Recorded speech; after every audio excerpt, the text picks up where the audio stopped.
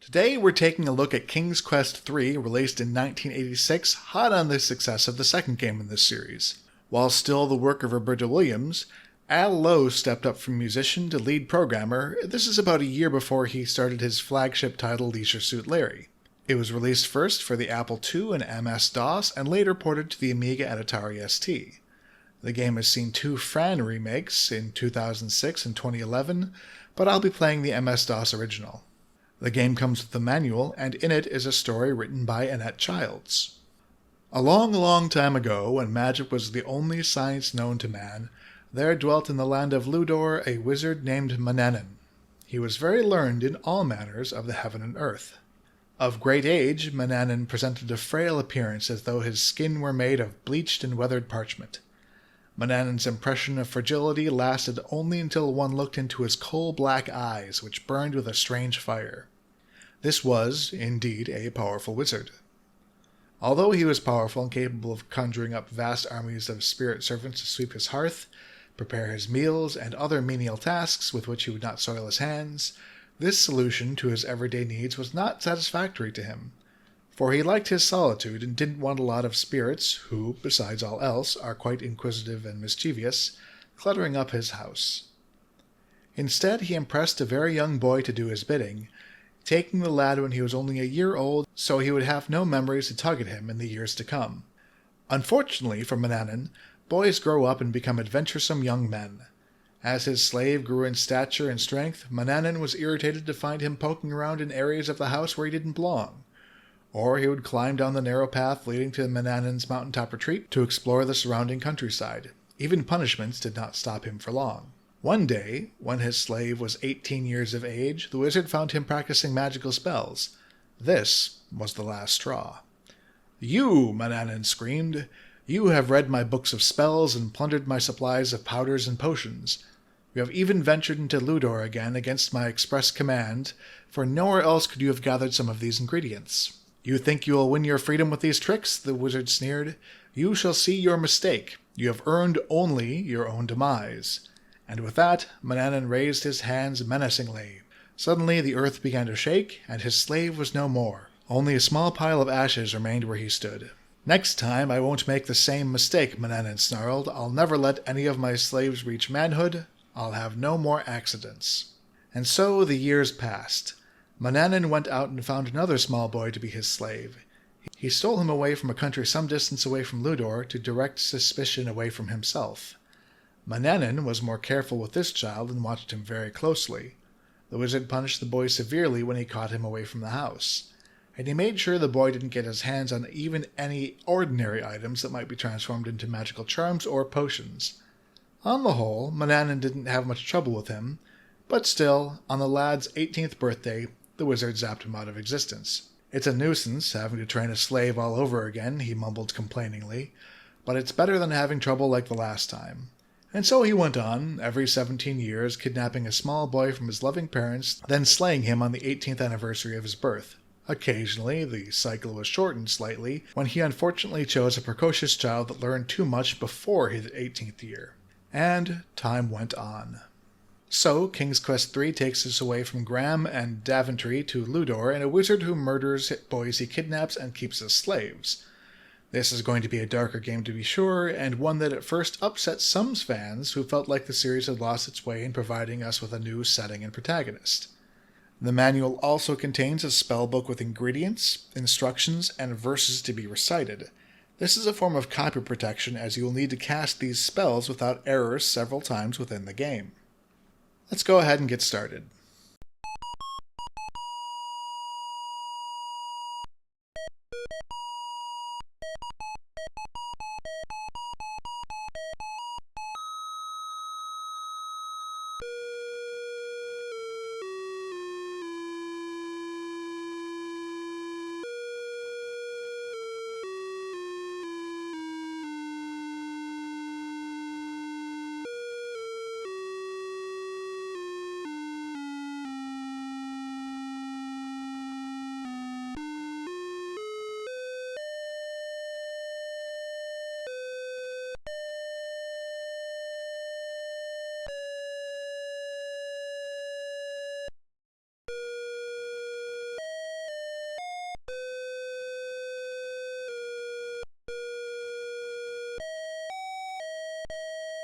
Gwydion is a lovely lad of 17 who has lived for as long as he can remember with an evil and cruel wizard by the name of Manannan. Gwydion gazes upon the countryside of Ludor with longing, wishing he were free to leave, but alas, such is not the case. Manannan treats the poor boy like a slave, ordering him about, constantly threatening him and refusing to ever let him leave the premises. Often, Gwydion wonders who he really is and how he came to live with the old wizard, but Manannan offers no help in that regard.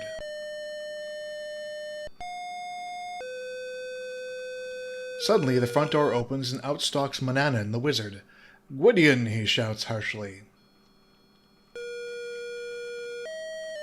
Uh-oh, Gwydion rushes to his side, afraid he may be in trouble. "Why are you not working, boy?" the wizard sneers. Gwydion mumbles a faint reply. "The kitchen floor is filthy," Manannan grumbles. "Go sweep it, now!" Turning on his heel, the wizard re-enters the house, slamming the door behind him.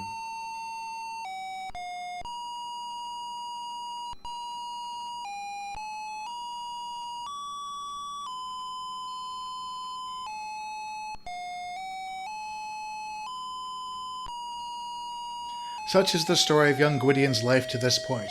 What's a poor boy to do? Oh well, in resignation, Gwydion obediently follows Manannan into the house.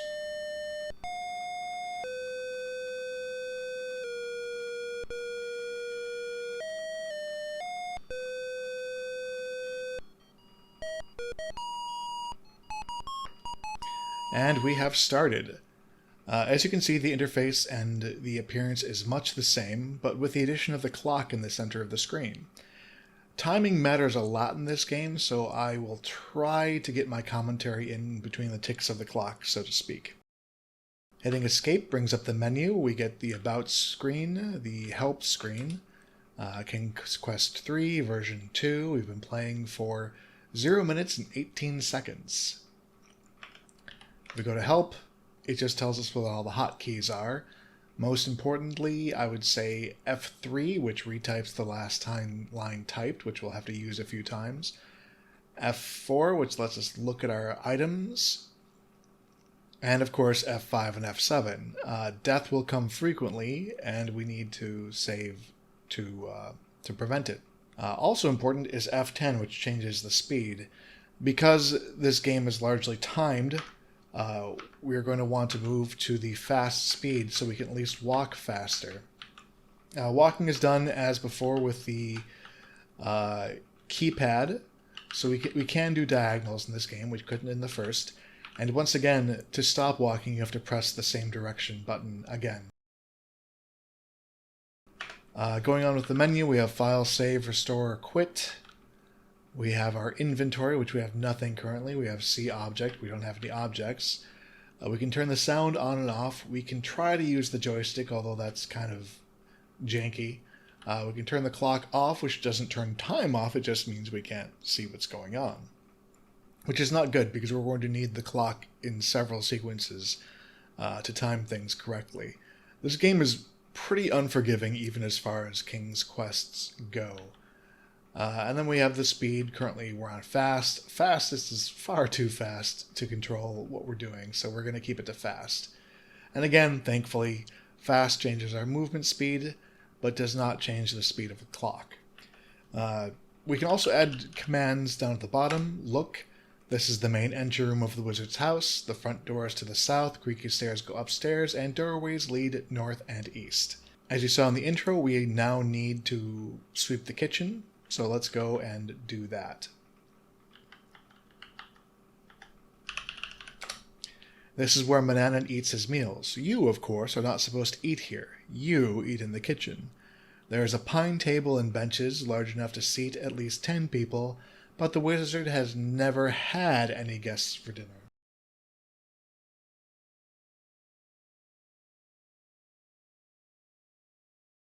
When the wizard gives us a task, we have about 5 minutes to complete it before he murders us for, well, not doing our jobs.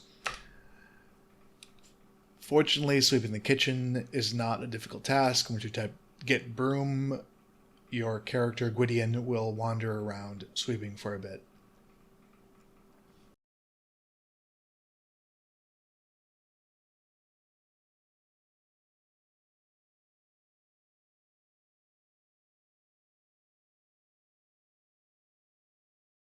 We're too busy sweeping to look at the moment. Alright, now we can look. This is the kitchen of the wizard's house. Other than your own bedchambers, this is the only place in the house that you feel you can call your own. The wizard rarely enters the kitchen. On cold days, the fireplace is a cozy place to sit. And that's our life.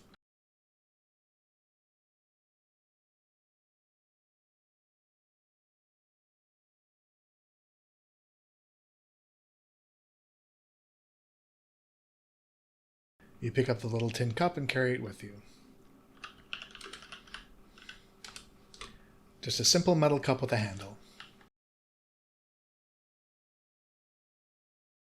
Alright, we're going to grab some fruit because one of the things the wizard will ask us to do frequently is bring him food. So we're going to go ahead and grab all the food that's in here. It won't go bad in our inventory or anything, and this way we don't need to run back and forth.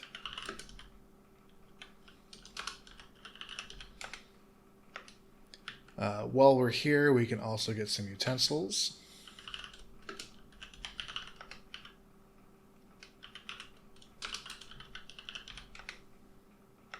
And our bowl.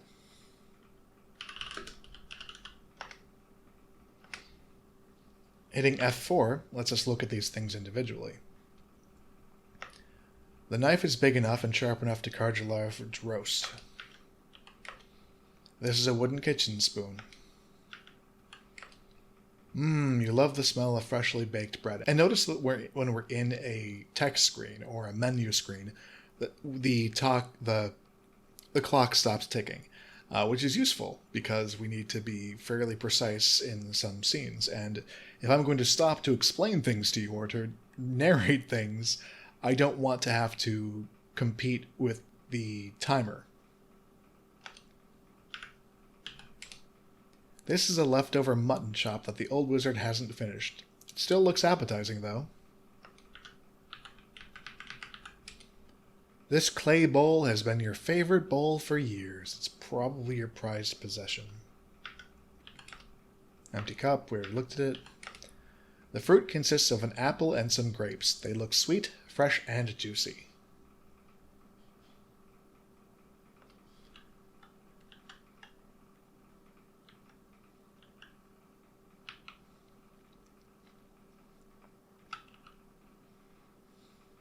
This is the wizard's cat.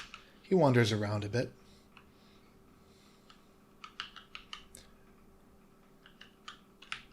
Let's go upstairs.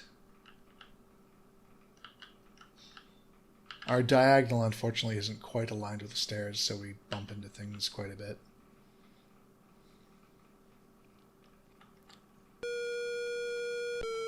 The wizard will do this sometimes, just pop in to spy on us.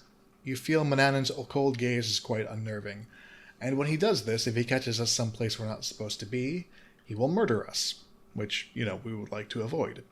He'll also murder us if we're carrying anything we shouldn't be carrying, which is obviously any magical treasures of his, or anything mundane that might be used to cast a spell. So we have to be careful and time certain activities to when the wizard is otherwise busy, which is the whole thing with the timing.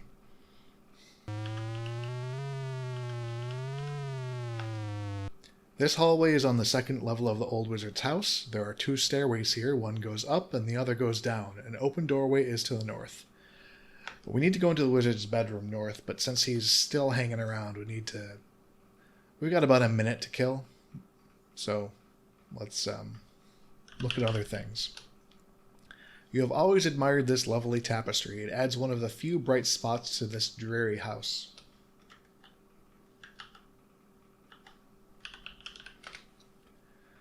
This is your own pitiful bedchamber. Compared to Manannan's fine room, yours is almost a cell. The bed is hard and uncomfortable with only a threadbare blanket and a small flat pillow. The other furnishings are junk, but as poor as it is, it's your own haven as the wizard never enters it. Which is great because we can, stash stuff we don't want the wizard to know we have under the bed. Which won't protect us from everything we might need to grab and run around with. because he will notice some things that are missing, or if we leave doors or drawers open, and accordingly kill us. As I've said, this is a very unforgiving game, but I'd like to get through it without dying if possible.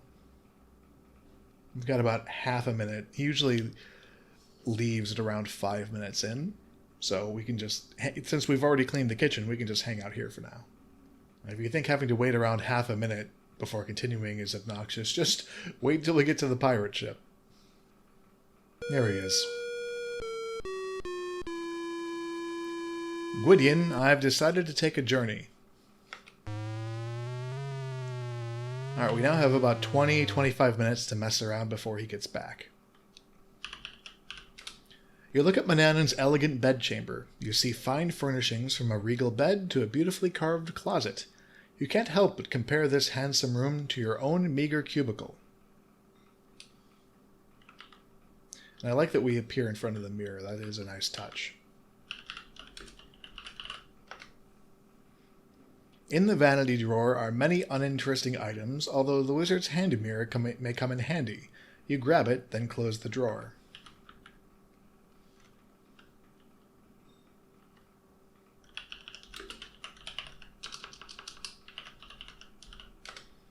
The closet is fashioned of ornately carved mahogany. There may be something metallic on its top.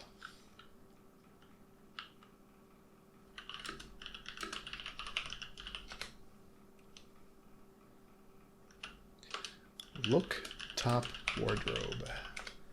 You run a hand along the top of the closet, suddenly touch something metallic. Grabbing it, you discover a small brass key. What could it unlock?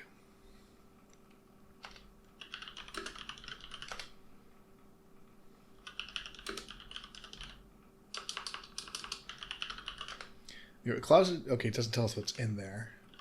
Look in closet. You see voluminous velvet robes, satin slippers, peaked hats, and soft linen gowns. What we have to do is look behind. Behind what? Just behind. You're startled to discover an ancient parchment scroll. Its ink has faded, but it seems to be a map. Taking this treasure, you leave everything else exactly as it was. The map is great. The map is basically fast travel. We can move around the outside of Luden pretty much instantly, which will save us a lot of time.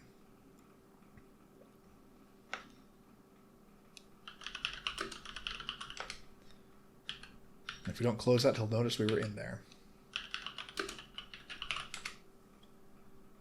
You find baubles and trinkets which do not interest you. Suddenly, your eye falls on something that does. A vial labeled rose petal essence, which you eagerly take. Now, you'll notice that some of these items are marked with asterisks. Well, that's because if we have them in our possession when the wizard comes to check on us, he will murder us. So let's not let that happen. But the rose essence... The little vial of rose petal essence has a delicate, sweet aroma. The small brass key is brightly polished. The mirror is set in a round oak frame with a long handle. You peer into it and see your rather dirty but handsome face. The magic map's ink has faded away. So far, it isn't much help, because there's nowhere outside that we've been yet. So we can just put it away. That's it.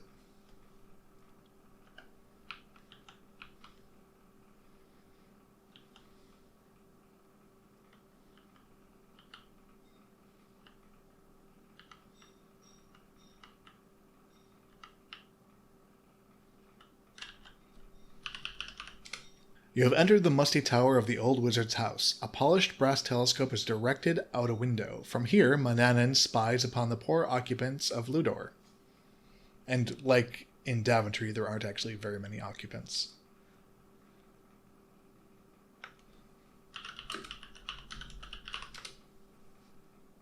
You put your eye to the glass. It amazes you how near everything seems. You can even see squirrels climbing faraway trees. No wonder the wizard knows all activities in Ludor.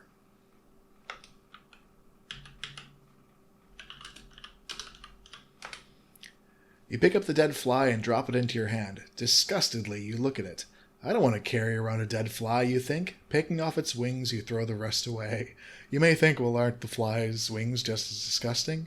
Uh, yeah, but they're also ingredients to cast a spell, which we'll need to do later, which we know from the spell book in the manual.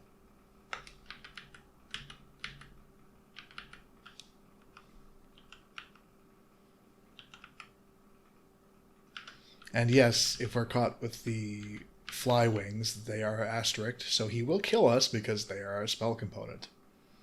And also it's creepy to carry around fly wings. The fly wings are remarkably beautiful for having come from such a disagreeable insect.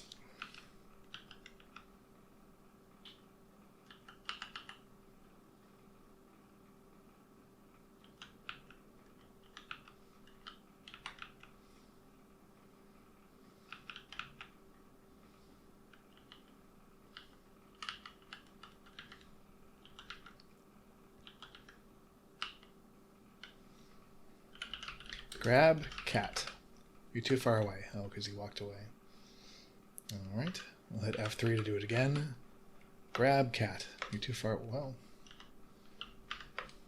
The despicable cat slips away from your grasp with a fierce scratch to your arm. We have to try this a couple times. Nope.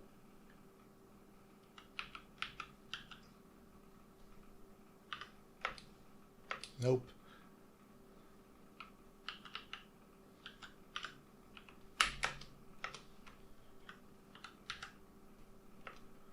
Nimbly, you grab the nasty cat by the scruff of its neck. Never do this to an adult cat, by the way. Avoiding its needle-sharp claws. Now that you have it, what are you going to do with it? Screech. Hehehe. That's not cool. You manage to pluck some fur before he viciously scratches and leaps from your arms. With grim satisfaction, you survey your wounds. Stupid cat, you scoff. Whether you know it or not, you just helped me. Cat fur is, again, another ingredient for our spells that we will be killed if caught with. The detestable cat leaps from your arms, snarling and screeching. You hold a small ball of black cat fur in your hand. So there we go.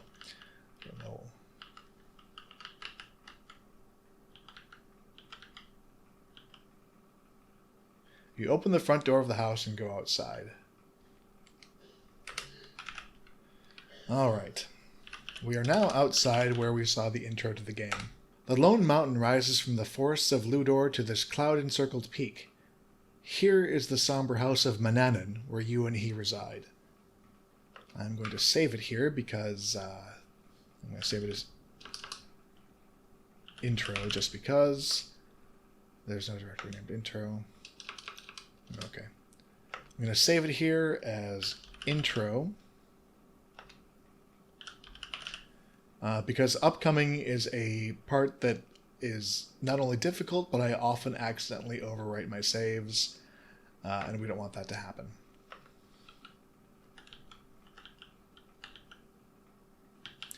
Alright, now I hate this part. The winding path spirals steeply down the mountainside. It leads from the wizard's house at the top to the forests of Ludor below. This, even with the magic map, this is the only way to get to the wizard's house. So we are going to have to traverse it several times, both up and down. And if you've seen the earlier King's Quest videos, you know that if you accidentally walk off this path, you will fall to your death, which is obnoxious, frankly. It's the most difficult kind of puzzle in the game because you do not control the game very well. Remember, press in the direction to start walking, press it again to stop, so it's difficult, to avoid falling off of things or to walk in with any degree of competency. I'm going to save again, and I'm going to save this every so often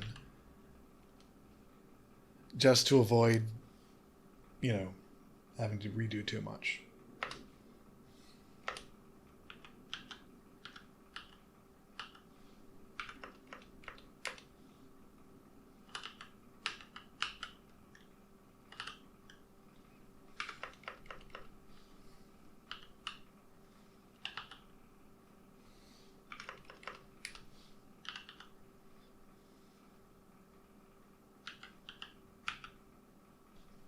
If it seems like I'm good at this, don't be fooled. I've just had to do it so many times.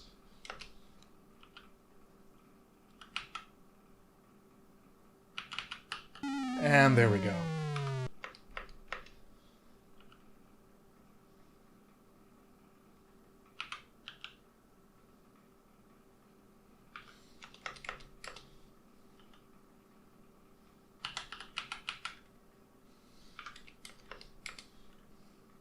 When you're saving so many times, it is very easy to overwrite a save that you shouldn't be overwriting. And there we go.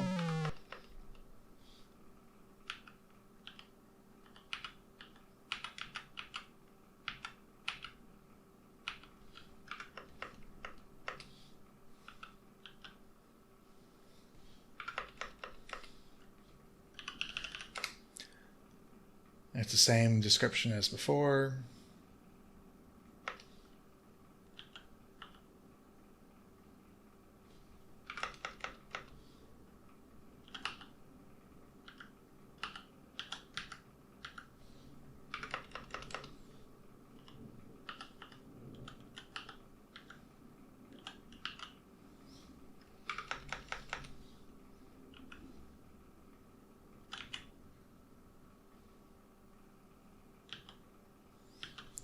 All right, we made it.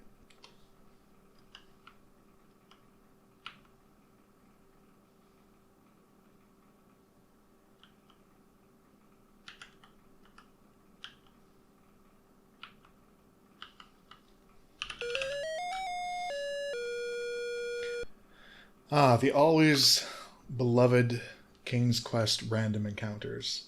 These are thieves. If they catch you, they will steal objects from you, and it is obnoxious to get them back, so we are going to try to avoid being caught by them at all costs. They got us. So we're going to restore. That's why in certain screens you want to kind of hug the sides of the screen as much as you can. The soft, loamy soil of the forest here gives way to the sands of the great desert stretching off to the west.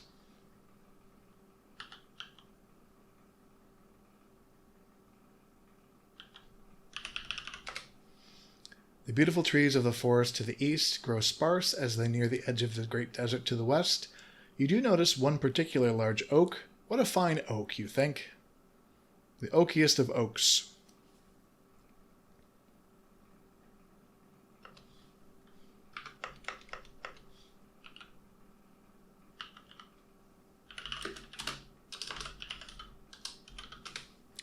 You pick and poke among the fallen acorns looking for dried ones. You don't find any. These are all newly fallen. Again, a spell component.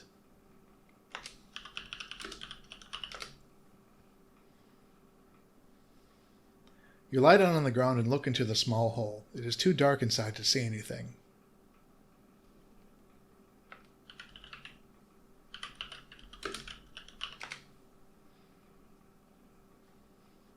You lie down on the ground and reach into the small hole. You feel around inside the hollow tree and discover a rope stretching up into the tree.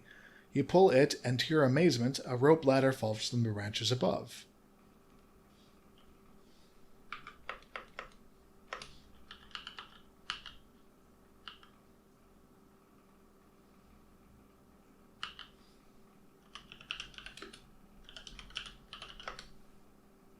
There seems to be somebody moving around inside the treehouse.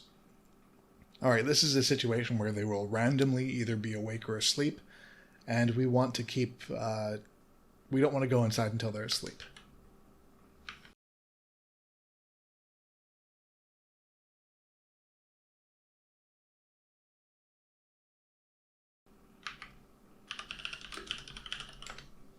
You can see very little of the interior from out here, but there seems to be a figure sleeping in a chair.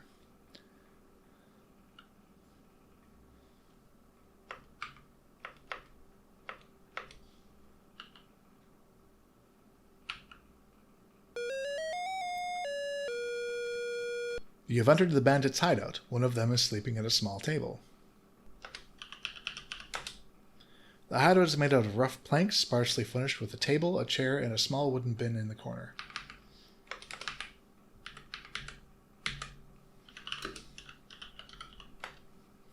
You very carefully lift the coin purse off the table, practically out from under the sleeping bandit's nose.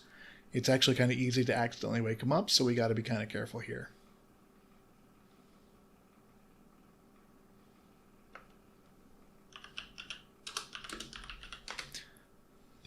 The map's... Alright, we can now use the map to teleport somewhere. We're going to go back to the beginning. And here we are.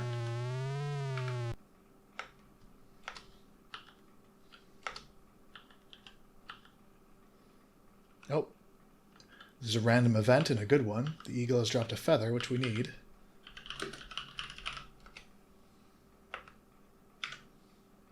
Let's take a look at our feather and our purse. You eagerly peek inside the soft leather coin purse and discover it contains some shiny gold coins. You may want to count them. But I don't think we can. The eagle's tail feather makes you wonder what it would be like to soar among the clouds.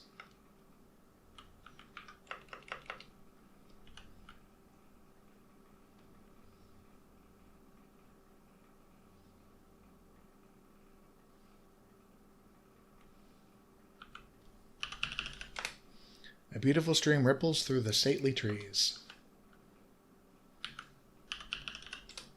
The sandy beach is bordered by grass. A stream cuts through the grass and sand to complete its journey to the sea. And here we have a village. You have entered a quaint seaside town. Smoke curls lazily from the houses and shops overlooking the ocean. A pier stretches out into the bay. Near the pier, you notice a store and a tavern. At least in this game, it implies that there are other people here because we can see those houses in the distance. We can't get to them or go to them, but they exist.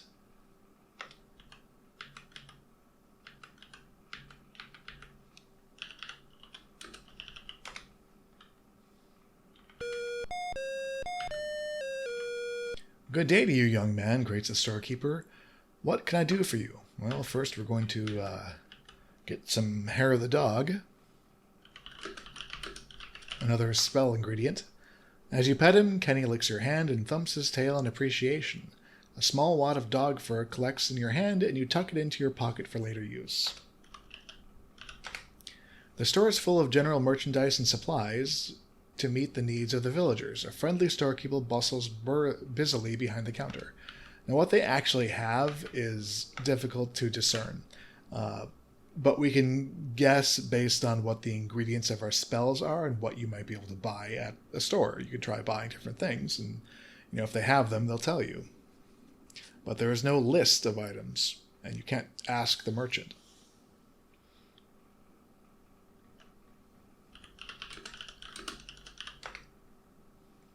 And each time he's going to walk and then bring it over to you.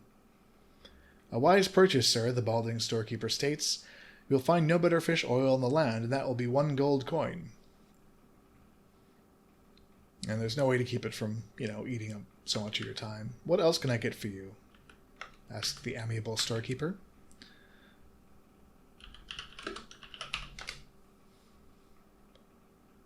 Smiling, the storekeeper says, you will be very happy with this lard, and that will be 1 gold coin. What else can I get for you?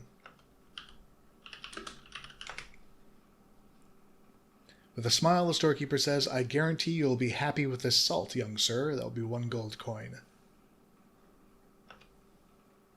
What else can I get for you?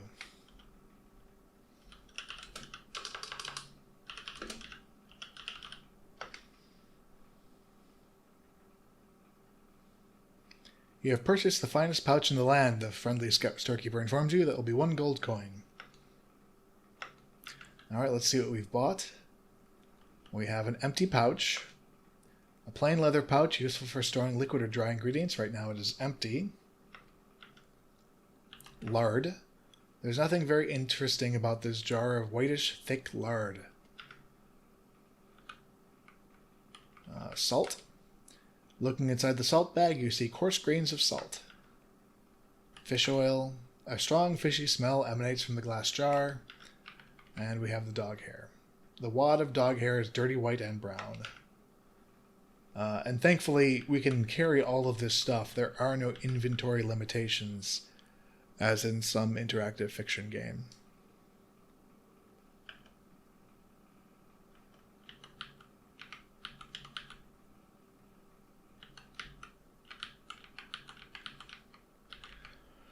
That's all we need from the store.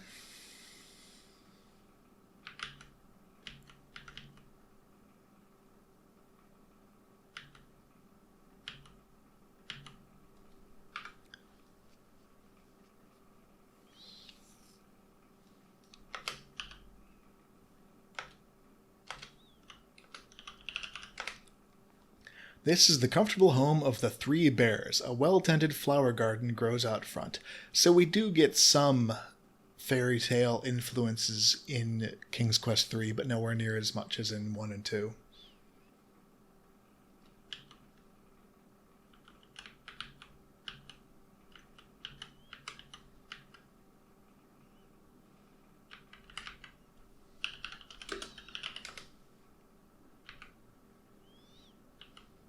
Scram, growls Papa Bear. We're not interested. They may or may not be home, and that's the problem. We don't know until we go there, and it does waste a lot of time to check. So we are just going to load and try again.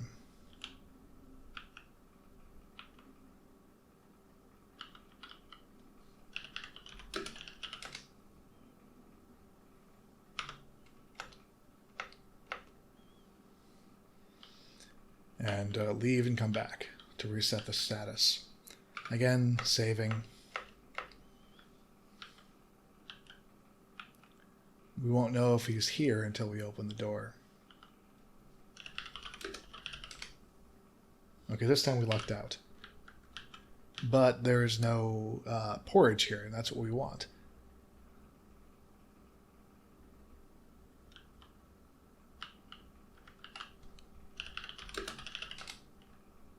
Okay, there we go. Simply had to leave and come back, and magically there is porridge.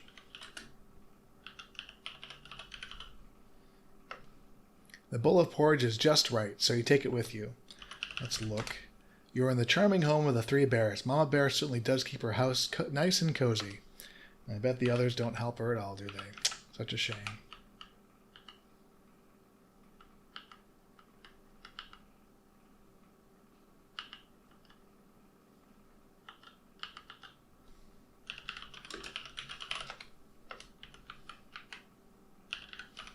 Open drawer. You open the drawer and see among the clothes a pretty silver thimble. Get thimble. You pick up the thimble and carry it with you. Close drawer. Look. You're in the Bear family's cozy bedroom. You see 3 beds and a chest of drawers. Alright, I'm not going to sleep in anybody's bed. I'm just going to leave now.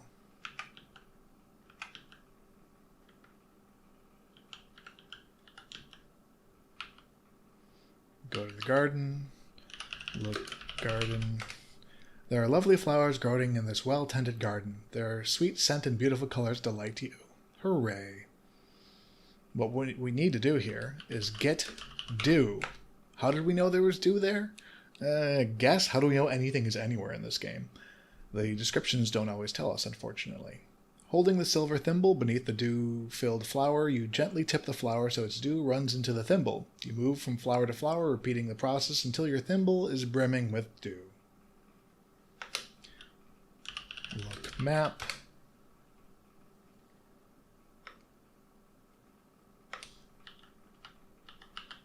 And we can try to say, put me up here, but it won't.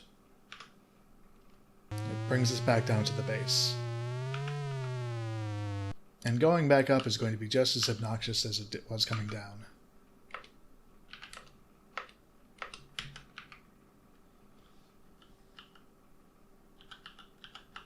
And there we fell.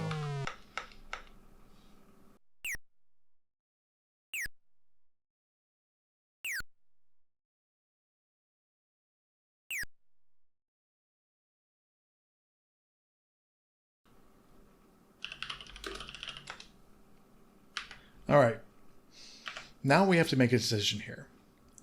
we have to decide if we have enough time to get everything we need to get done before the wizard comes back.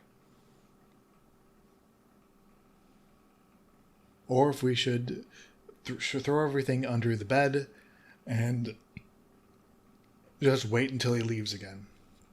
I'm going to save it, or I have saved it, and we are going to try to get everything done we can in the next 5 to 7 minutes. So if I get a little less verbose talking about this stuff, it's because I'm trying to get everything done quickly, so we don't end up having to sit around and wait for a long time.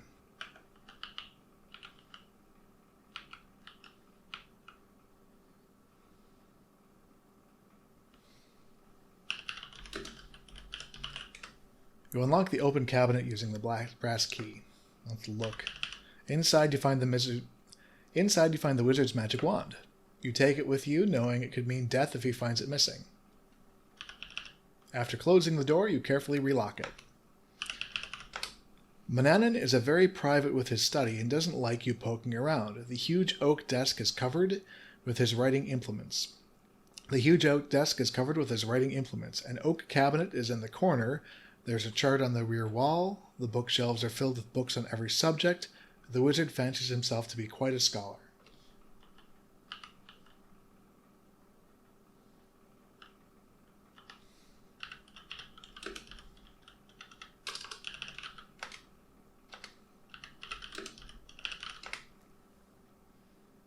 You push the large book aside, revealing a metal lever attached to the back of the bookshelf. A trapdoor opens, revealing steep stone steps leading into darkness.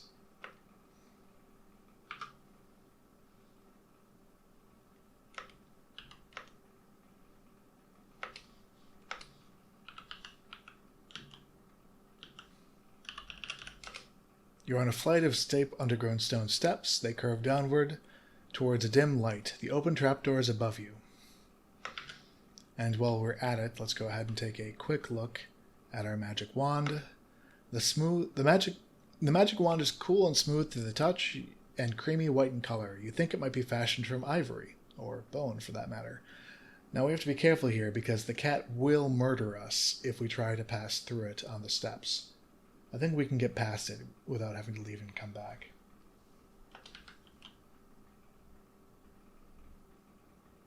There we go.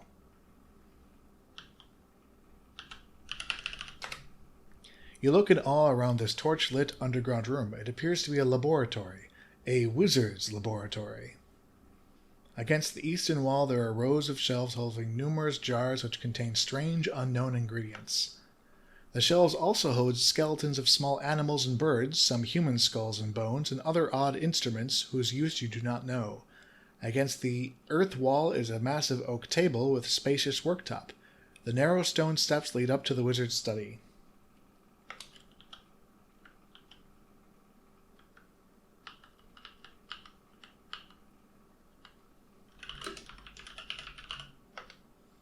You remove the jar labeled Mandrake Root Powder from the laboratory shelf and carry it with you. You remove the jar labeled Powdered Fish Bone from the laboratory shelf and carry it with you. And these are all other ingredients, and these are all other spell ingredients that we're going to be needing from the included spell book. You remove the jar labeled Saffron from the laboratory shelf. And how do we know that we're here? Well, we simply have to try different ingredients until we find out what is here. And we do this all under the time limit. We've got about 6 minutes to cast as many spells as we can. I don't know if we have enough time. We might have to restore and then do this later.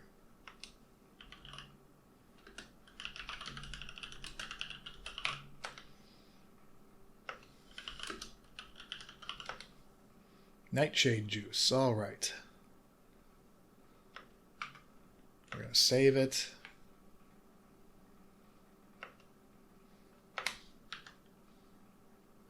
All right, we're going to quickly cast all the spells we need to cast. And the way that each spell works is that we use the included spell book, which tells us the page the spell is on, the ingredients for the spell, how to combine them, and then what the magic words are to finish the spell. And if we mistype any of this, it kills us. So this is basically the form of copy protection the game uses, because you have to have this book, the actual physical manual, in order to do this. First spell we're going to go for is the Transforming into a Cat spell. With trembling hands, you turn the pages of the Sorcery of Old and prepare to follow its instructions precisely. You know you must work with the utmost care. Every step is critical. Each must be done in the proper way, the proper sequence. You tremble in anticipation. And again, we have our ticking clock to keep mind of. We now have about 5 minutes to finish all this up and get out and reset everything. So I don't know if we're going to be able to.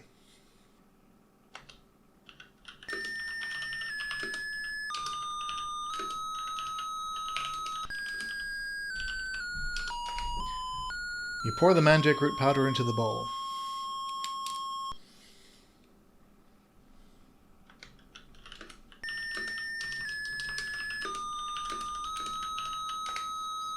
You put the ball of cat hair into the mixing bowl.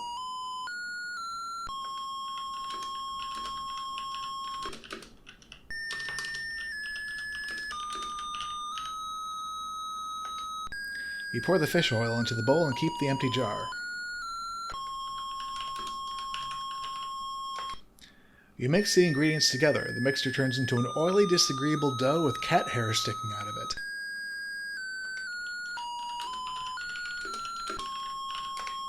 Scrunching your nose in distaste, you grab the oily dough from the clay bowl and put it on the oaken table.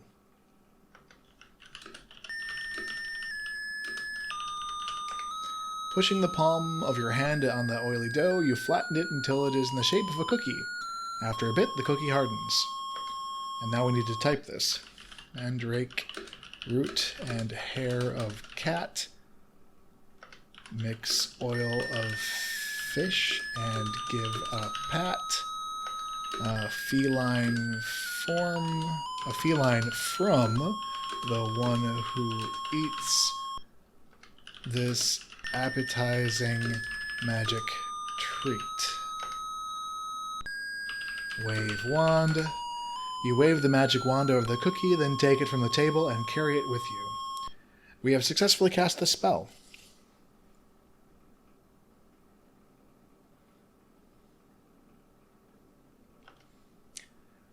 You again look at the wizard's laboratory. Alright, so put cookie in porridge.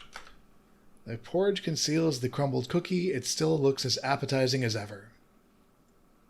Alright, I don't think we have enough time to get through the rest of the spells, given how long that one took. So we are going to take this porridge, this which is the form of the completed spell, by the way. A spell is cast and it turns into some kind of instrument that we can use in the game. In this case, the cookie that we put in the porridge.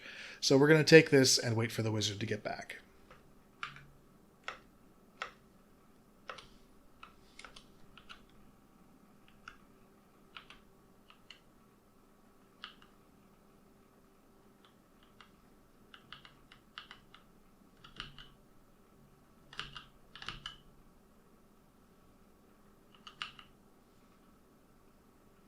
Now we got to put everything back the way it was.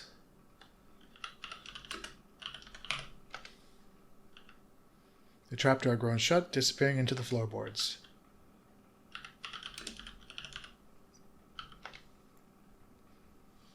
You move the big book back where you found it, so again conceals the metal lever. You don't want the old wizard to grow suspicious of your activities. No, you do not.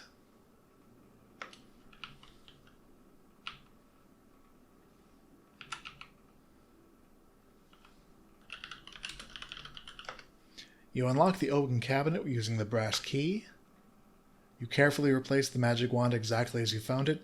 This is the one thing that he'll notice is missing, even if we hide it. And he will, well, of course, murder us.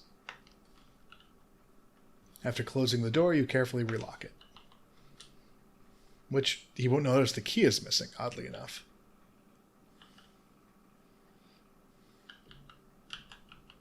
Nope, wrong way. That's going to get us killed.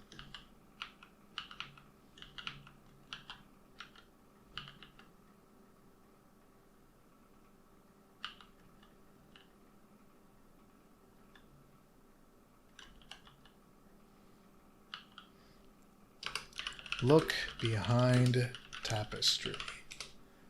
You lift the bottom of the tapestry and peer behind it. The wall is filled with cracks. You can see why Manannan would hang a tapestry here.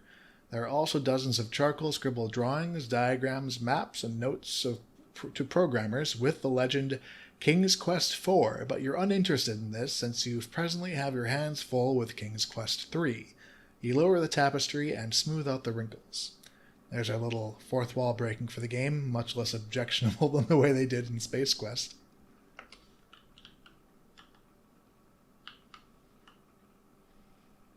Hide all.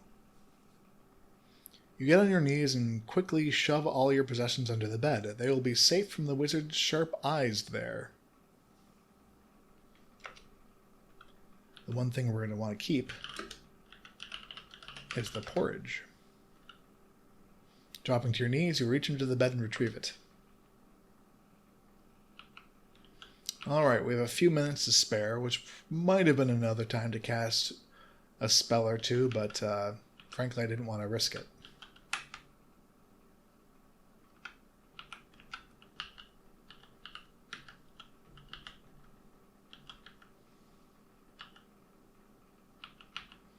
Alright, now we just need to wait a couple minutes for the wizard to arrive.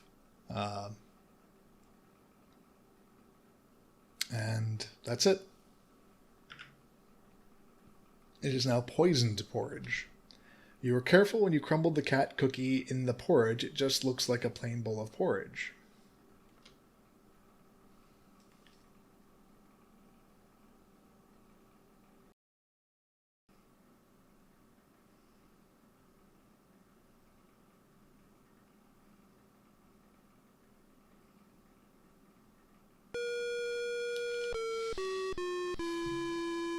I have returned, Gwydion, and I am ready to eat. Honestly, I probably had enough time to cast more spells, but I didn't want to push it while recording this video.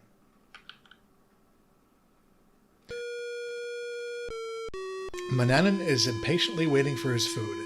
His stomach rumbles as he drums his gnarled fingers on the table. You'd better feed him quickly, or dire consequences may result.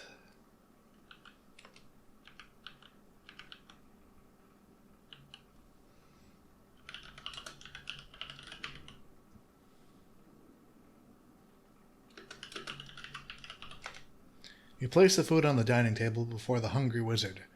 Ravenously, he devours every bit of it.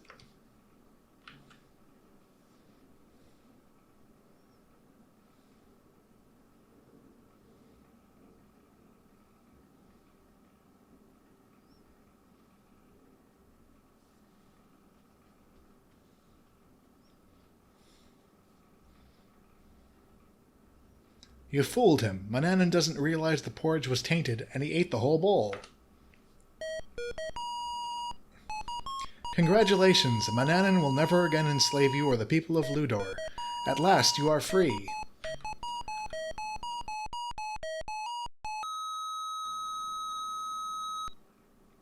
Think that's the end of the game? No, not really. It does take away one of the biggest dangers of the early game, though, and that's just the wizard catching us with something we shouldn't have had, or catching us outside where he would, teleport to us and murder us when he came back. But now that that's been handled, we don't have to worry about that part of the game.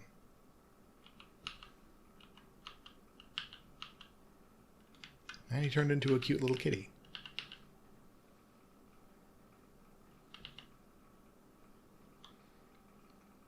It's our house now, but what do we do? What is the goal now of the game? Well, let's first of all get all of our stuff.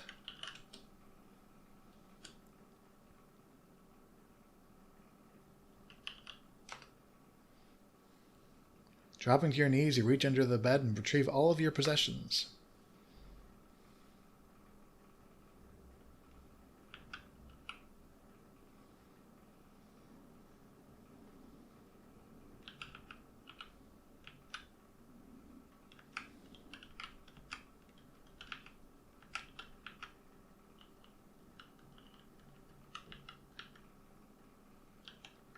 Since we're no longer under a time crunch, we're just going to get all of the other ingredients that we need and then cast all of the spells at once.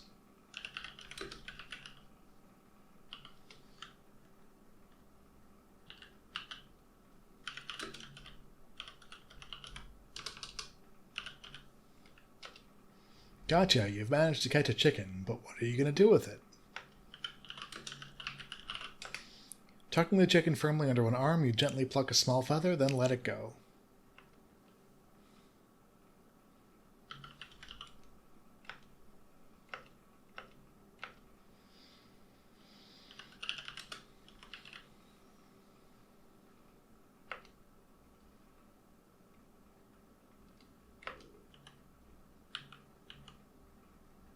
We'll use our map.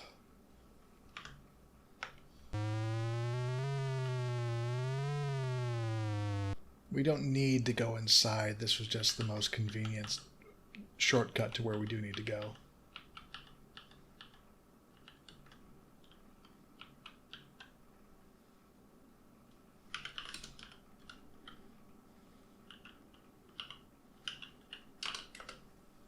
You search among the hanging mistletoe until you find a sprig that has dried. You break it off and carry it with you.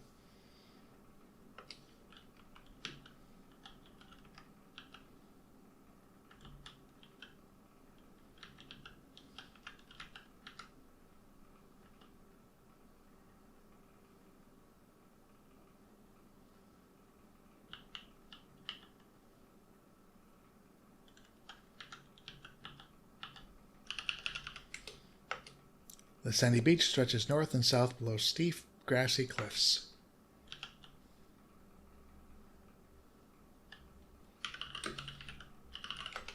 You fill your cup with ocean water.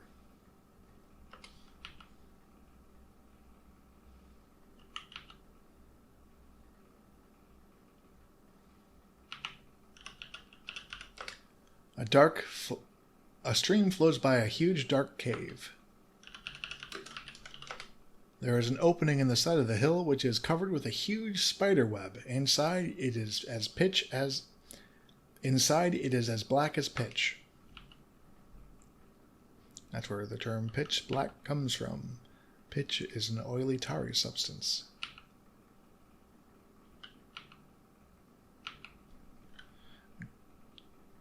Get mud.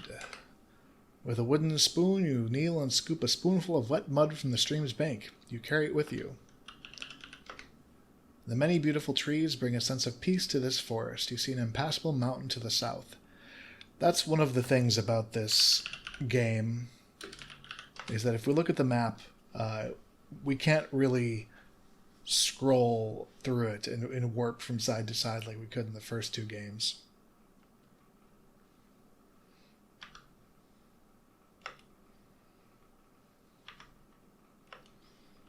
We don't need to teleport yet.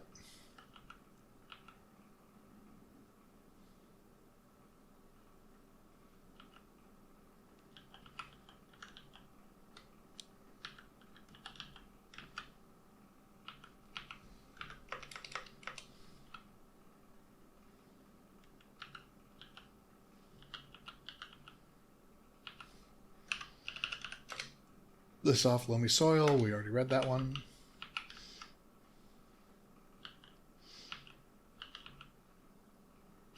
Alright, now here is a situation that's dangerous in the next room, or the next location. So we are going to type ahead of time, show mirror to Medusa, because as you can see that takes some time to type, but we're not going to hit enter yet, because we don't have to execute the command, we can still walk around with it typed in.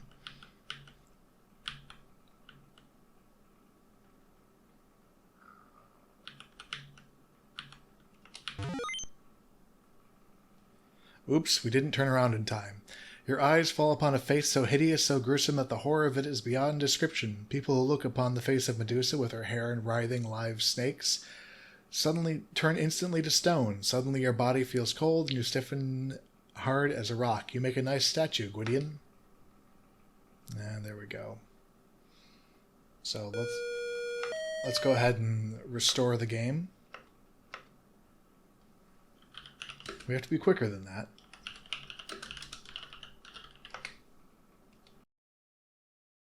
F3. We're going to head east.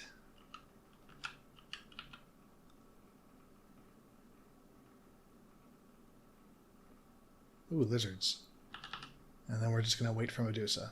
There we go. The most hideous looking being has made its appearance. It's Medusa. We wait for her to get close. Averting your eyes, you aim the wizard's hand mirror at Medusa's face. A scream pierces the air as she beholds her own hideous reflection. Then nothing. You dare to look. Medusa has turned herself to stone.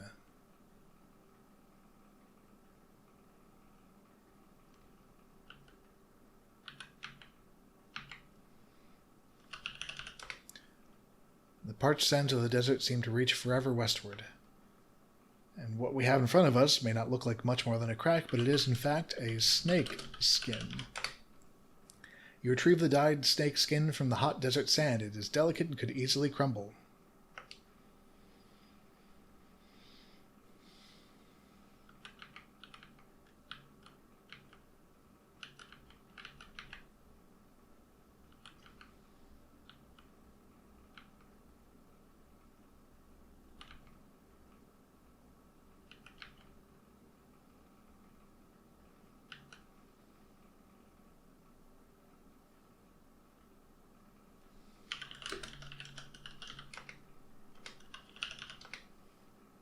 You find yourself at the edge of a great desert, stretching as far as the eye can see to the west.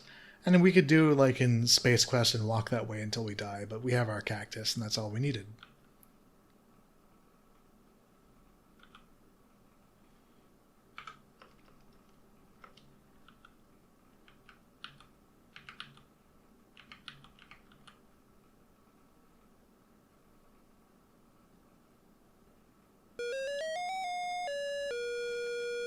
Well, the bandits, so let's get out of there. It's why we keep to the edge of the screen.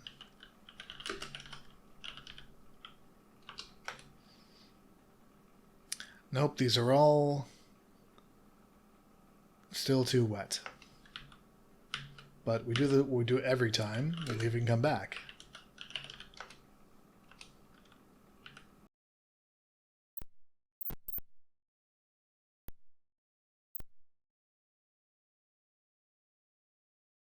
You pick and poke among the fallen acorns, looking for dried ones. You eventually find 3 dried acorns and take them with you. Man, that took forever.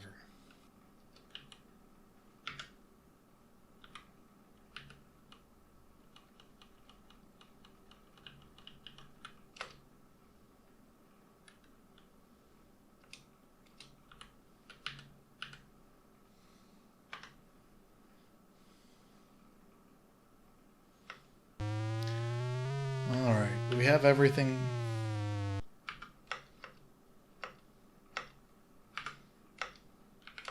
We have everything we need now to cast our spells and continue on with the game. So let's make our way back up to the top of the tower to do that.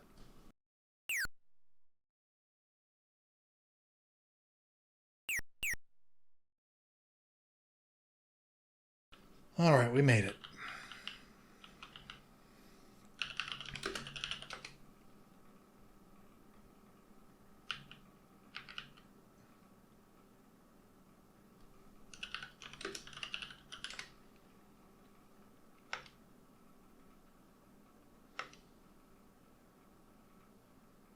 We really don't need to relock it anymore. The wizard is a cat for the rest of the game.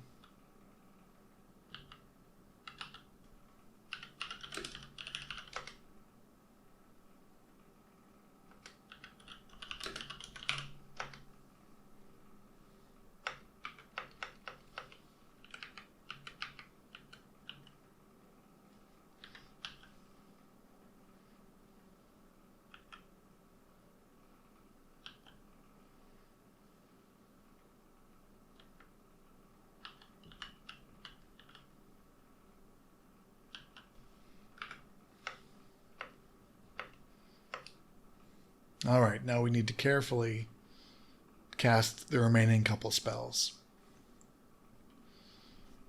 The next one is Understanding the Language of Creatures.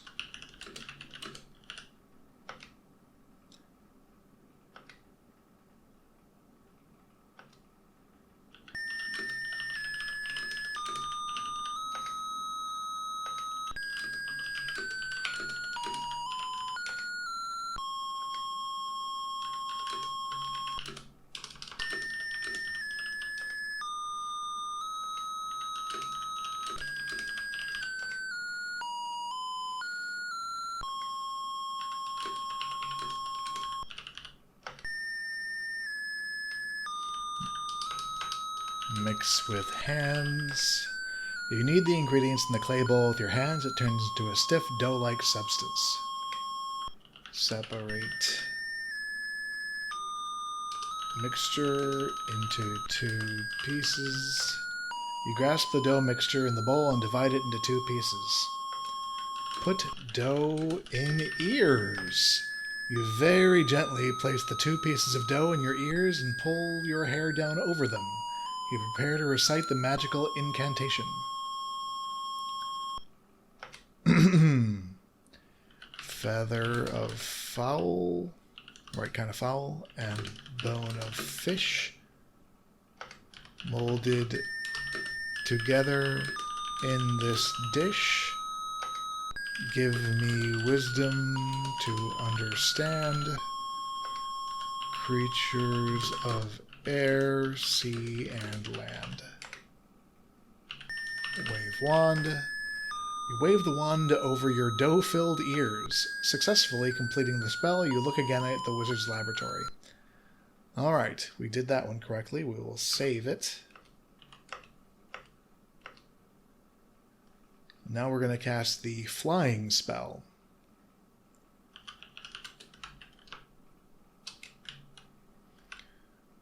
Look, page 4.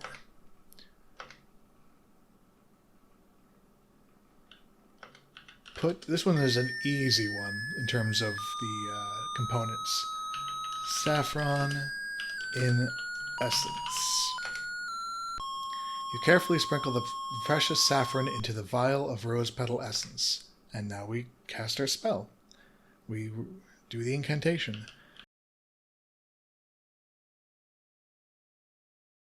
O winged spirits, set me free of earthly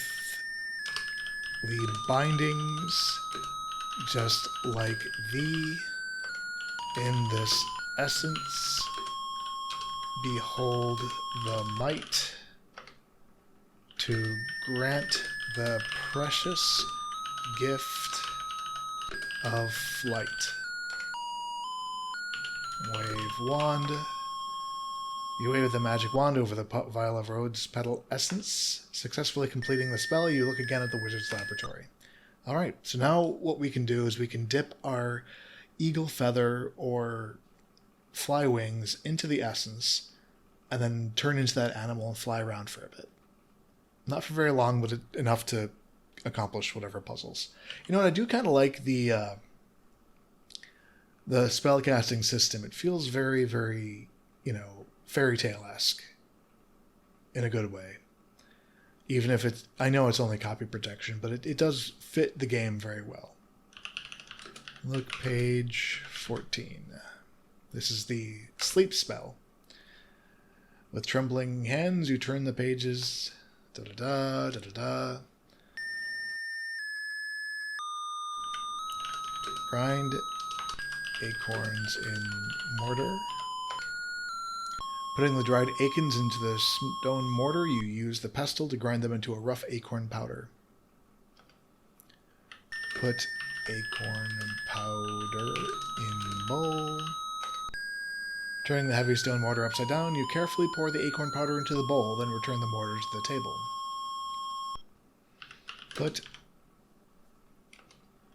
Put nightshade juice in bowl. You carefully pour a cup of nightshade juice into the clay bowl so as to not spill a single drop. There is now an ugly brown mealy mixture in the bowl. Stir mixture. You gently stir the unappetizing liquid. Light brazier.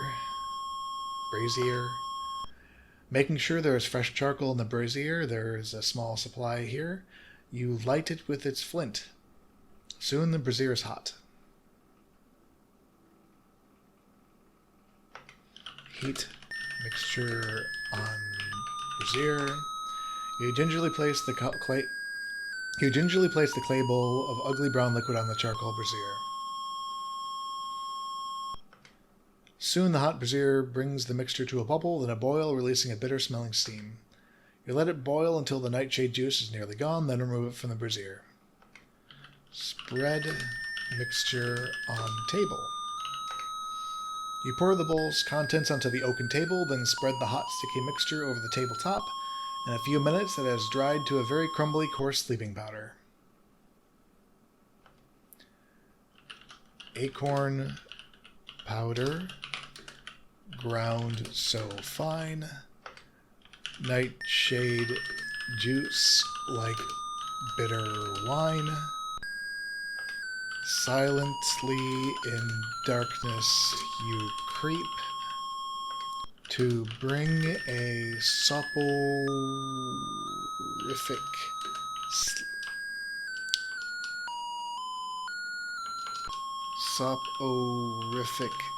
sleep. That would have been bad.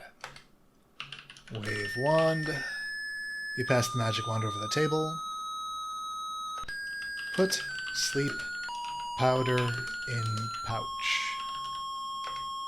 You untie the small leather pouch, scoop the powder from the table, and place it within. You now have a pouch full of sleep powder. Alright, we did it. The next one is the storm spell. Look page LXXXIV. Put water in bowl. You pour your cup of ocean water into the mixing bowl. I'm glad it stayed upright this whole time. Heat bowl on brazier. Being cautious not to burn yourself, you gently place the bowl of ocean water on the hot charcoal brazier. You watch as the salt water slowly warms, then begins to steam. You remove it just before it boils. I realize we haven't saved in a while, so I'm going to save real quick. Put mud in bowl. Adding a spoonful of mud to the hot ocean water, you slowly stir the mixture. The mud turns the water a cloudy brown. Put pinch of toadstool powder in bowl. You put just a pinch of the toadstool powder in the bowl of hot brown liquid. Blow bowl. Leaning over the hot brew, you forcefully blow your longest breath of air into the bowl, whirling the brew around and around. Elements from earth and sea. Oops. I messed up somehow. A strange feeling comes over you. You wonder if you could have made a mistake. Yeah, I'm dead. There's no silver lining in this cloud, Gwydion. Alright, let me restore. Put mud in bowl. Put pinch of toadstool powder in bowl. Blow bowl. Elements from the earth and sea combine to set the heavens free. When I stir this magic brew, great god Thor, I call on you. Wave wand. Put brew in jar. Waiting until the liquid is cooled, you carefully pour the storm brew into an empty glass jar. And at least if you mess up a step, it doesn't wait until it's done to kill you. It does it right away. Last spell. There's actually 2 more spells, but only one that we have the ingredients for. And only one more that we need, actually. Look page... This is invisibility. Oh, I gotta get closer. Look page CLXIX. Cut cactus with knife. You cut a gash in the small cactus, juice begins to drip. Squeeze cactus onto spoon. Grabbing one of the measuring spoons from the oaken table, you grasp and slit the cactus in your hand and squeeze it until you have a spoonful of cactus juice. The small cactus is now quite devoid of liquid, so you toss it away.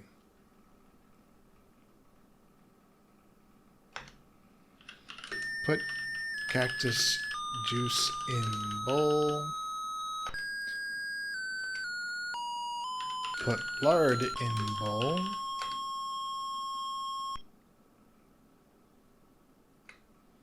Put toad spittle in bowl. Put toad spittle in bowl. Stir mixture with spoon. Cactus, plant, and horny toad. I now start down a dangerous road. Combine with fire and mist to make me disappear without a trace. Wave wand. Put ointment in jar. You scoop the invisibility ointment out of the clay bowl and return it to the lard jar. Okay, and that's it. Those are my spells. So we've got our doe and ears. It's difficult to look inside your own ears, but as best you remember, the pieces of doe have tiny bits of feather, snake scales, and fur sticking out of them. Gross. Storm brew. The dirty brown storm brew sloshes around in the half-filled glass jar. The brazier has burned all the charcoal and is now cold. All right, well, that's good enough for now. We'll go ahead and look map.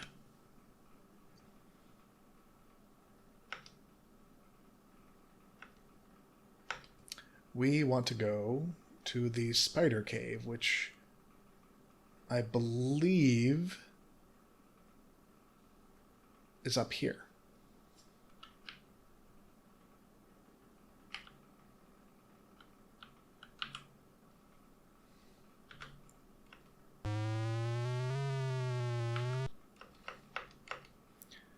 All right, we're going to use our second spell. The first spell was to turn the wizard into a cat.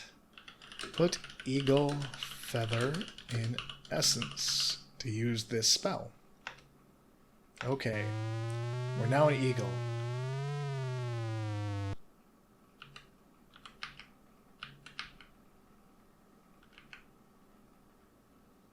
You swoop close to the spider web and find the huge spider guarding the entrance. Taking her in your beak, you vow to get rid of her once and for all.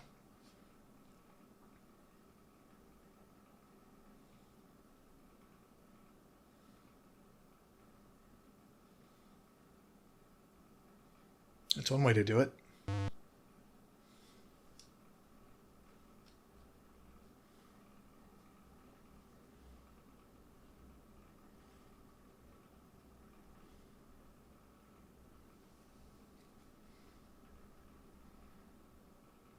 Your magic spell is wearing off. And we're human again.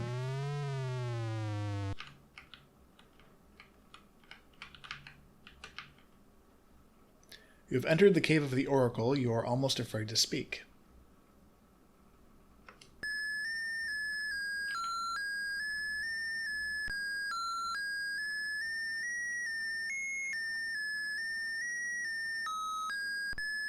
The Oracle remains silent for a long time. Finally, you hear a hollow voice that seems to come from far away. I have been waiting for you a long time, Gwydion. I have sorrowful news for you.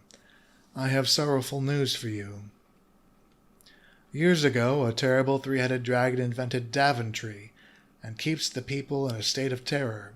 This monster requires once a year the sacrifice of a young maiden.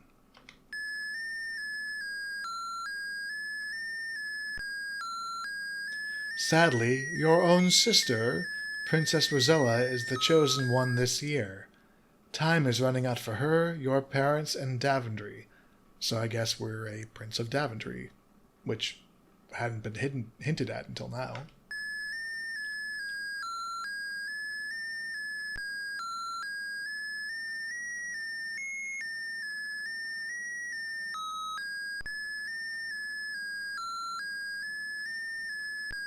You, Gwydion, the hollow voice continues, are the only one who can save them, but you must hurry. I have something to give you.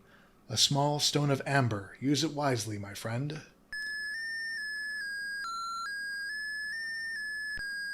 The oracle grows silent again, and you seems to fall into a deep sleep.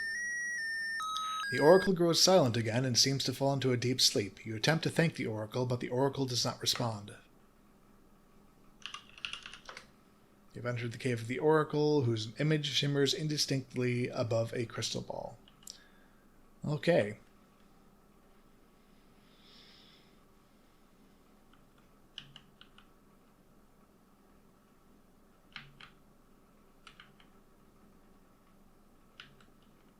We're now heading to the village.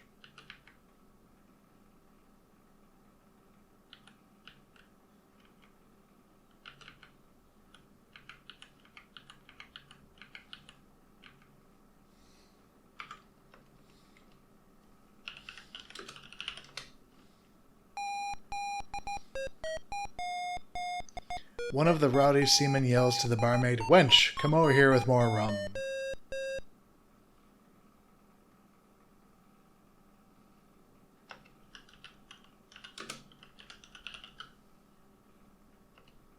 The sailors peer at you through bleary eyes and continue swilling their rum.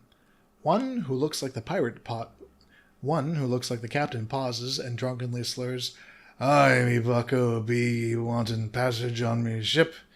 What you running from? Oh, it's no matter as long as you got gold.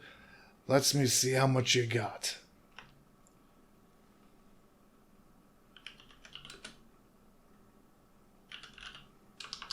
Nope, wrong spelling.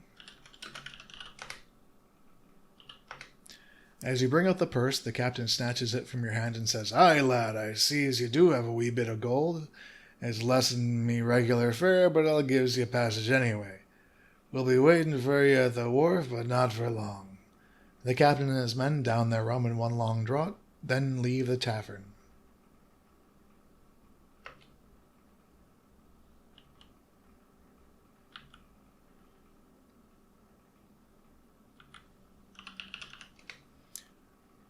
Doesn't even mention the pier or the boat. I see.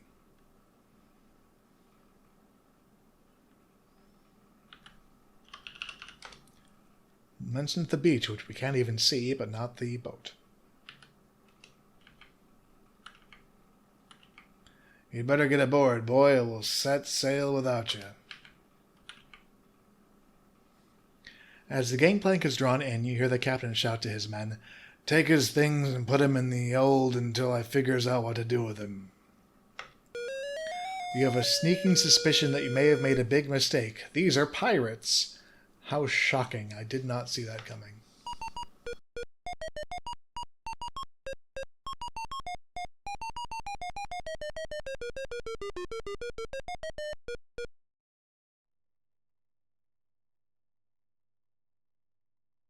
Nothing like a little salt air to perk up a boy's spirits. All things being equal, you might have enjoyed this ocean voyage. However, you have found your accommodations to be slightly less than satisfactory.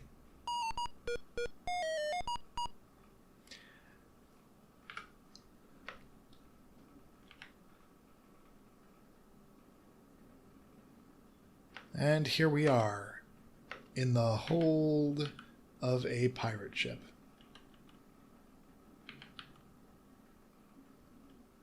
And there are some rats. Since we have the doe in our ears, let's see if we can get them to talk a little bit. Or wait for them to talk, rather. The doe does not let us talk to them. It only lets them talk to us.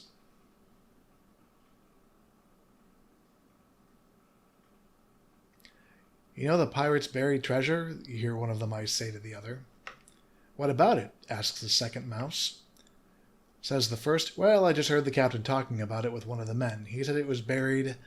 Oh, let's see if I can remember. Oh yeah, he said it was buried near a lone palm tree. From the palm, you walk 5 paces to the east and then start digging." "Too bad we can't do anything about it," muses the other mouse. Not that you'd have any use for the treasure anyway.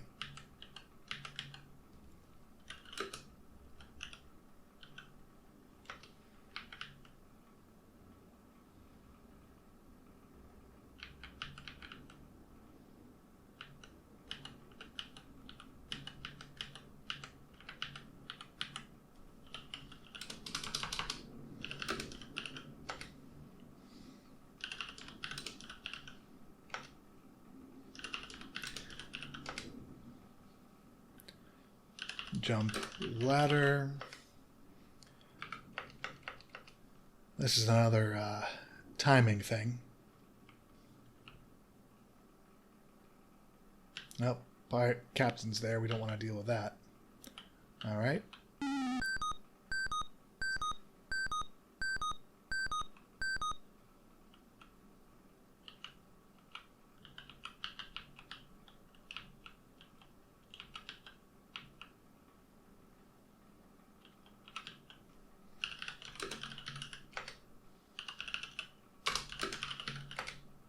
You found all of your missing possessions. You take them with you. Now we need to get out of here before the pirate captain catches us. Good.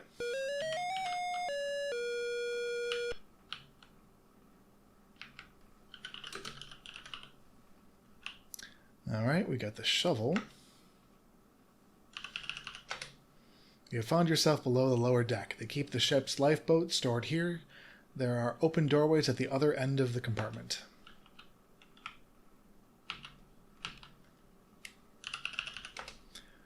You look curiously around. Out a porthole, you see the swell of the ocean. A device for turning the ship's rudder sits in the floor. A rope ladder extends up through an opening in the ceiling. I'm going to save here because it is very easy to fall off this ladder and die.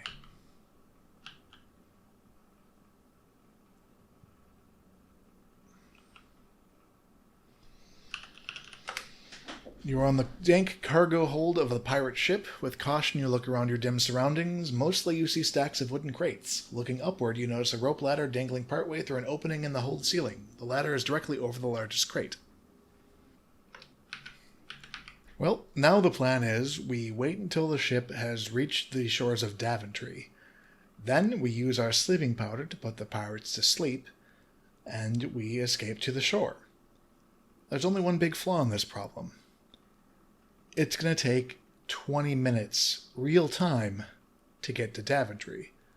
We've done everything else we need to do on the ship, just we had to go and get our stuff and this shovel from the cargo hold above us, from the mid-deck, and now we wait for 20 real-time minutes that we cannot speed up. You hear one of the pirates shout, "Land ho, Captain!" We now have to wait for them to drop anchor, which I think takes another 2 minutes.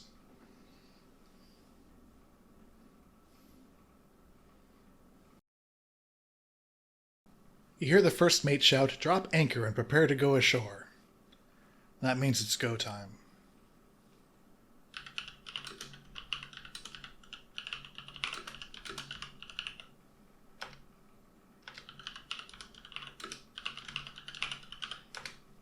As your sleep spell takes effect, a silence suddenly descends over the ship.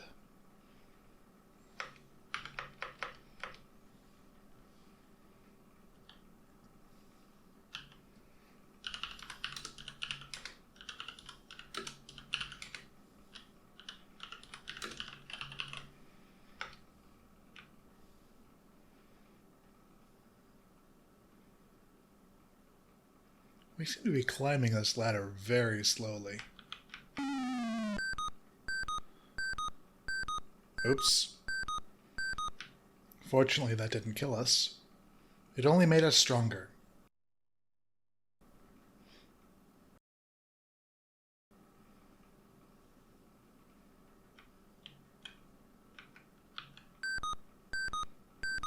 Again.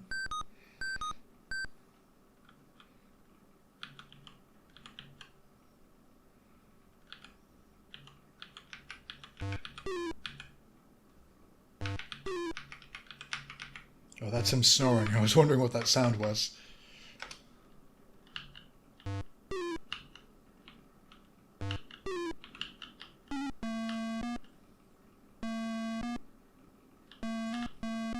Alright, there's a very real risk of that shark eating you if you don't swim over quick enough. Small beach at the south of a looming mountain range.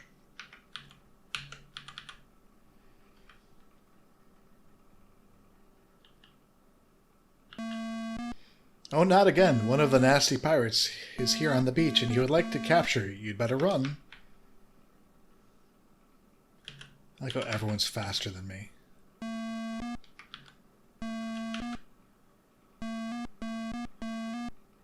Alright, we can ignore that shark. But this is the lone palm tree the rats were talking about. So we need to go 5 steps east and then dig. 1, 2, 3, 4, 5. I guess that's 5. It's hard to tell. You have uncovered a small chest. You remove it from the hole and open it. Inside you find precious gems and ingots of gold and silver. You close the chest and take it and its contents with you. Alright, so we got some treasure. Not that it's of use, but it gives us more points.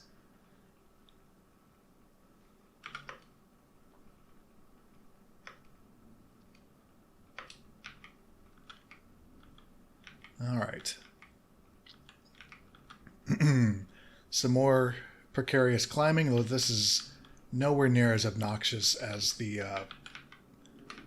pass below the wizard's tower was.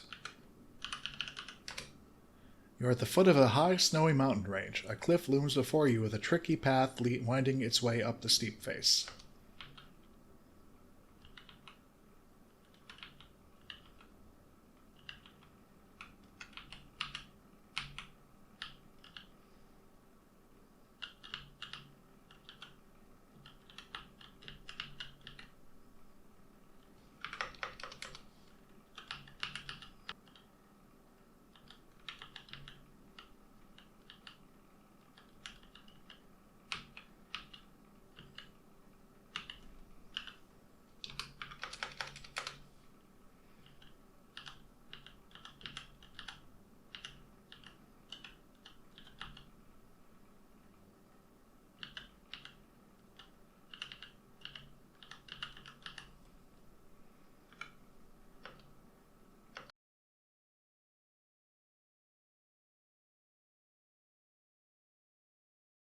The mountain continues to march forever upward. As you trek higher and higher, it's getting cold and there are traces of snow.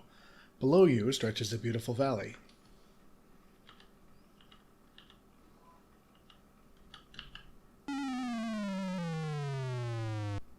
Oops.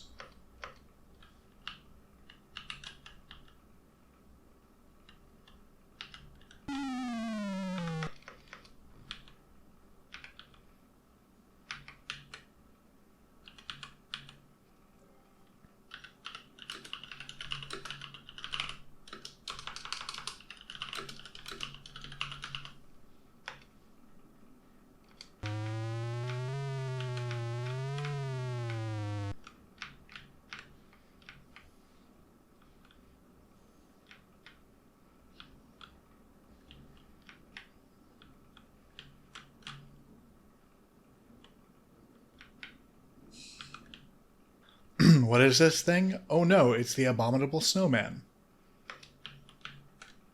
The abominable snowman seems quite confused by this. He stares in amazement, then heads back to his cave. The urge to fly and soar is left, so you head for what you hope is a safe place to land.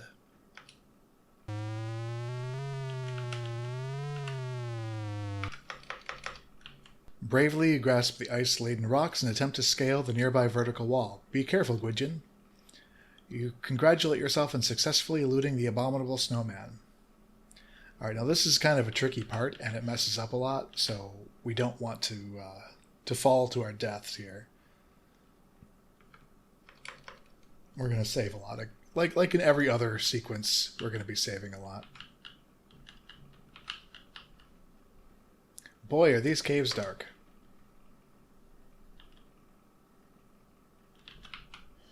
Almost walked right off the cliff that time.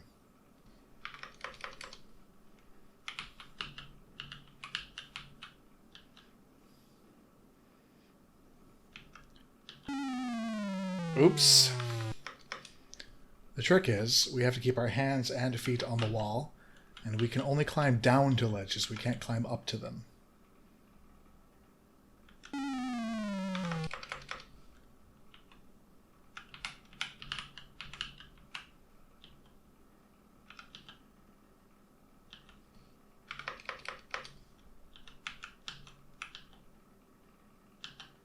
And we have to make sure we stop before walking off a cliff.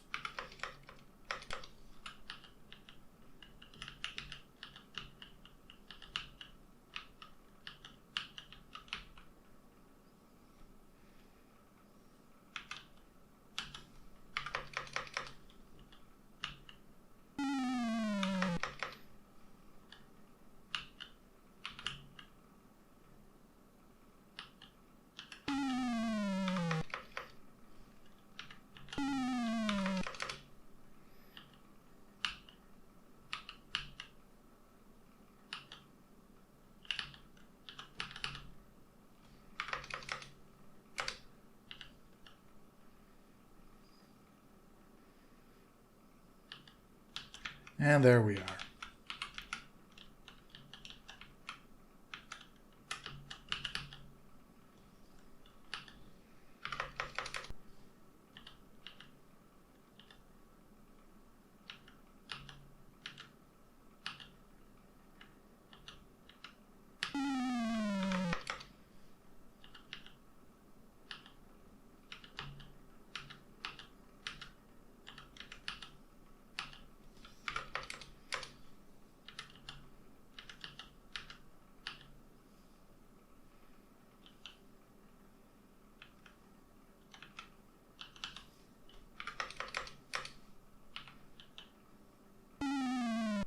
Whoops, you slipped.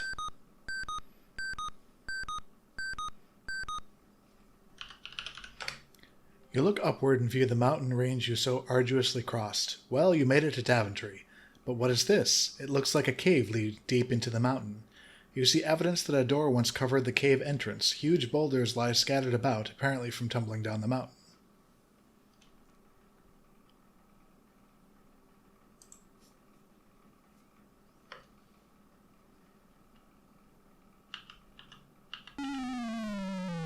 Watch out for that first step. It's a dilly.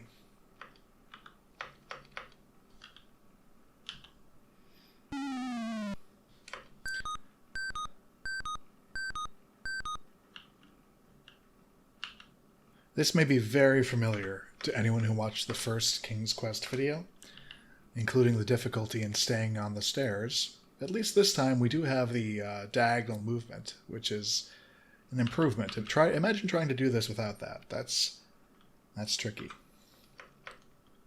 Oops, accidentally restored instead of saved. Which is better than doing the opposite, saving when you mean to restore, because you can get yourself in a stuck state that way. And I have done that. This is not my first attempt to make this video.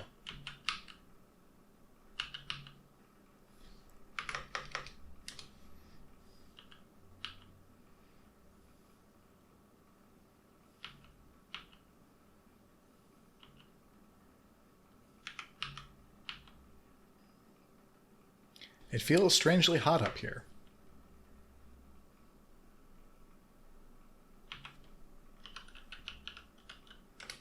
Looking around, you see clouds surrounding this small bit of land like a white cottony sea. Charred stumps of trees spoil the scene. This is again where we fought the giant in the first King's Quest game.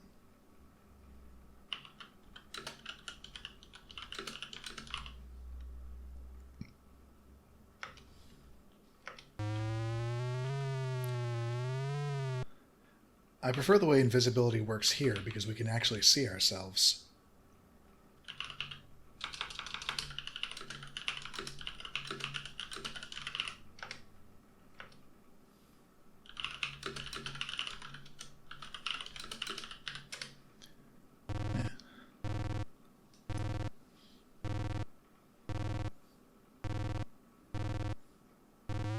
Bolts of lightning strike the huge dragon. He howls in pain and falls to the ground dead.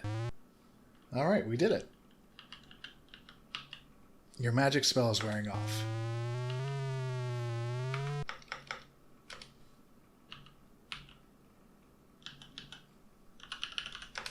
The dragon has laid waste to this area, the earth is scorched, and all the trees and plants are charred.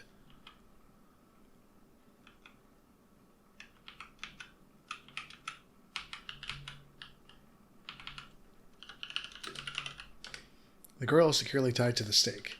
Untie, girl. You rapidly untie Princess Rosella from the wooden pole. She looks bewildered as to who her benefactor might be. "I'm your long-lost brother, Prince Alexander," you proudly exclaim.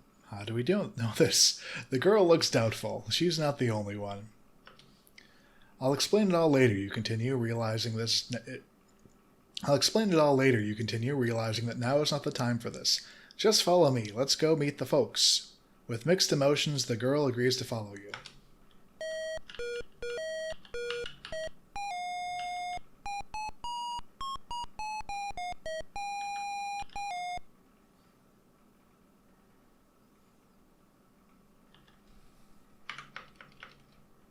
It is embarrassingly possible to die here as well, even though we are technically post-game at this point.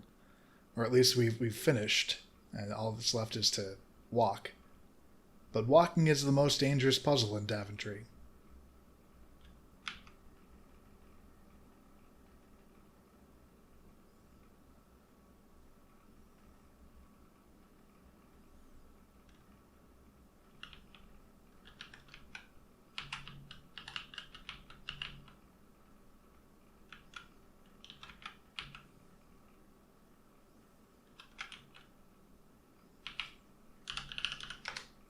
The countryside of Daventry looks as if it once had been beautiful, but now trees are charred, a chasm splits the earth, and wildflowers no longer grow. Nearby is an old broken-down well that someone has filled with rocks. It's useless now. That's where the dragon used to be, I believe. Or at least a way into I don't remember the first game. There's home, your sister cries with delight. Mum and Dad will be so happy.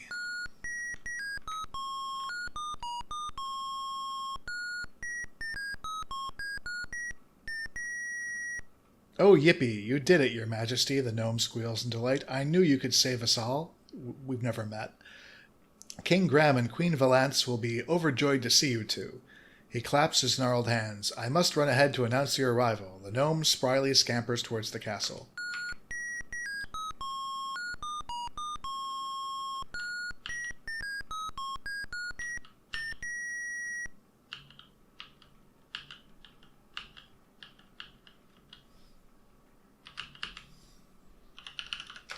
You stare at the rundown shack. It leans heavily to one side. You wonder why it doesn't fall.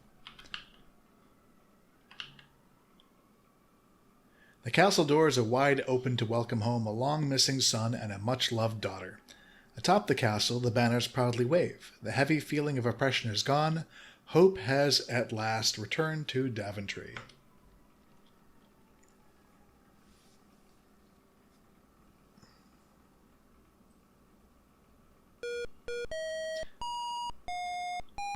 Shyly, nervously, you enter the throne room with your sister, Princess Rosella. Before the twin thrones at the far end of the room stand your parents, King Graham and Queen Valance. King Graham and Queen Valanice. Valanice?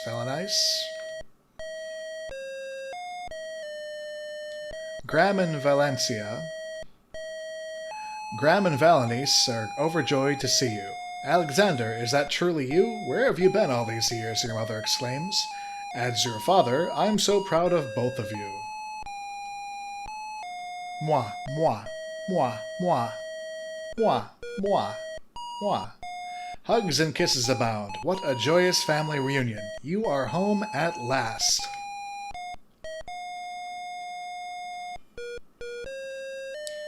King Graham points towards the mirror. That was once a magic mirror, son, he tells you sadly, but on the night you disappeared from your cradle, it clouded up and has remained that way ever since.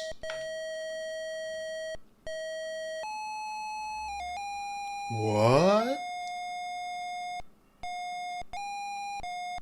Before your astonished eyes, the magic mirror clears and shines anew with brilliant clarity. Queen Valanice cries in delight. The terrible dragon is dead, our children are home, and the future looks happy for us all. King Graham lovingly retrieves his old adventurer's hat with the red feather. His voice is choked with emotion as he tells you, Alexander, Rosella, believe it or not, this old hat and I have been through a lot together. Now it's time he had a new traveling companion. He flings his adventurer's hat in your direction. Up and up it gently arcs. You raise your arms to catch it, and at the same time, so does Princess Rosella. Down it comes, nearer and nearer. The end.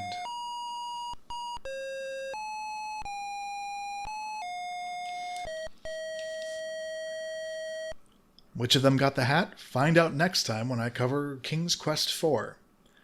The best thing I can say about King's Quest III is to applaud the way they changed up the setting and plot, though not in a way that's disconnected from the first two games in the series. I give Roberta Williams credit for trying something new when the same old formula served her so well in the first two games. At the same time, the engine and interface are basically the same. No big improvements is kind of a letdown. In fact, the look command, while it still functions, is less useful than in 2, so that might even be a step backwards. The exception here is the real-time clock counting down. Our wizard's demands and movements are tied to this clock, and a lot of gameplay is around not getting caught outside or with spell components we shouldn't have. Unfortunately, the puzzle logic is, as always, iffy and requires a bit more luck than trial and error, and as before, the most dangerous element of the game is the treacherous paths we have to navigate repeatedly to get back to the wizard's house. Almost as aggravating was the pirate ship sequence. Waiting for 20 minutes real time after we accomplished the few things we needed to do was pretty frustrating. The magic map, giving us a form of fast travel, was a huge boon, though it wasn't easy to find, if you didn't know where it was. I also really like the spellcasting mechanic. It feels mythic and fairy tale appropriate to blend ingredients and chant magic words. It really suited the vibe of the game. In terms of story, there were fewer fairy tale allusions than in 1 and 2, and the premise is quite a bit darker. We are a slave to a wizard who wants to kill us the moment we become inconvenient. Overall, while there's nothing really wrong with King's Quest III, it isn't as big an improvement over 2 as one might have hoped. It feels like Sierra's standing still while the rest of the industry rockets forward with new technologies and storytelling techniques. Ultimately, yeah, it's absolutely fine. And as always, a big thanks to my Patreon supporters and channel members, especially Feed Me Kittens, James Johnson, Jeremy Diedzik, Colin Costa Eck, Karen Norton, Theo, Satanica9, Non-Square Pixels, Damien Peroski, and Drake Flaz. If you'd like to support this channel, you can do so by becoming a channel member or supporting me on Patreon at patreon.com/mcoorlim.